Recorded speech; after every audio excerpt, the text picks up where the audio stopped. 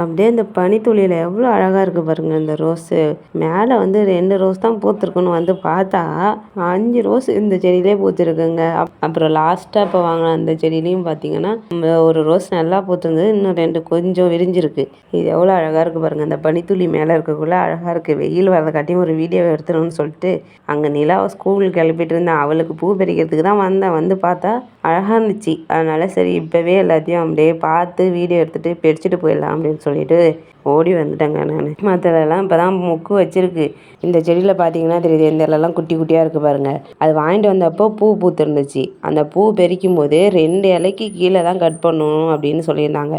அதனால் அந்த பூ பறிக்கும் போது அந்த 2 இலைக்கு கீழே கட் பண்ணி நான் எடுத்தேன்னா, அந்த எடுத்ததுலேருந்து வந்த அந்த கிளைலாம் அப்படியே பார்க்க ஃப்ரெஷ்ஷாக அப்படியே அழகாக இருக்குது. அந்த இலைலாம் பெருசு பெருசாக இருக்குது. மற்றெல்லாம் சின்ன சின்னதாக இருக்குது இலை. ஆல்ரெடி வாங்கிட்டு வந்த அந்த செடியில் இருந்த இலைலாம் குட்டி குட்டியாக இருந்துச்சு. கட் பண்ணி விட்டால் நல்லா வளரும்னு சொல்லிட்டு எல்லாத்தையுமே கட் பண்ணிட்டேங்க. ரோஸ் செடியே எனக்கு வளர்க்க தெரியாது.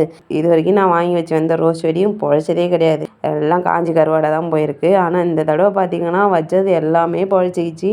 எல்லாத்துலேயும் நல்லா கொத்து கொத்தாக பூ பூக்குதா. அதுவும் இந்த செடி தான் சொல்லவே வேணாம். எப்போ பூத்தாலும் நிறையா தான் பூக்கும் இந்த செடியில். இது வரைக்கும் நாங்கள் பறிச்சதுலேயே நிறைய பூ பறிச்சது இந்த ஒரு செடி மட்டும்தான். அடுத்தது இந்த பிங்க் கலரும், இந்த பிங்க் அண்ட் ஒயிட் இருக்குல்ல, அதுலேயும் கொஞ்சம் நிறையா பூக்குது. அதோட தண்டு கீழே பார்த்தீங்கன்னா நல்ல மொத்தமாக இருக்குது. அது நல்ல ஸ்ட்ராங்கான செடின்னு நினைக்கிறேன். நம்ம வீட்டில் பூத்த பூவை பாருங்கள் எவ்வளோ அழகாக இருக்குன்னு. எல்லாத்தையும் இந்த பனித்தூரல் மறையிறதுக்கு முன்னாடியே பறிச்சாச்சு. அப்படியே போய் நிலாவுக்கு ஒரு ரோஸை வச்சு விட்டு மற்றவங்களுக்கும் ஒரு ரோஸ் அப்படியே பேக் பண்ணி கொடுத்துருவேன். அவ்வளோதாங்க இந்த வீடியோ பிடிச்சிருந்தா லைக் பண்ணுங்கள், கமெண்ட் பண்ணுங்கள், மறக்காமல் சேனலில் சப்ஸ்கிரைப் பண்ணிக்கோங்க.